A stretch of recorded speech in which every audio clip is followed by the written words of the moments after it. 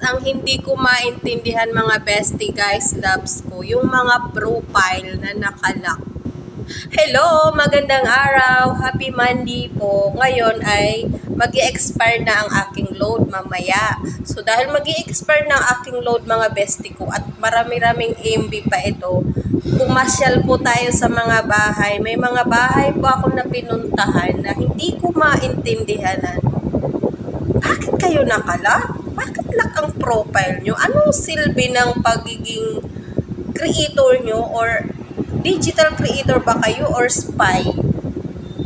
Kasi lima yung napuntahan ko kasi sabi Paris pa. Pagpunta ko dun ng bahay, yung profile mo, Neng.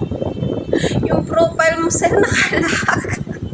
Ano ba? Sino bang tinataguan mo? May utang ka ba na malaki, Char?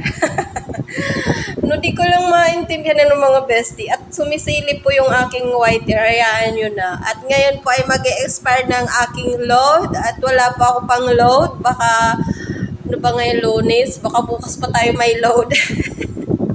Ang mga bestie, happy Monday. Kakatapos ko lang magkain ng aking lunch at mag-aalas 2. Alas 3 na.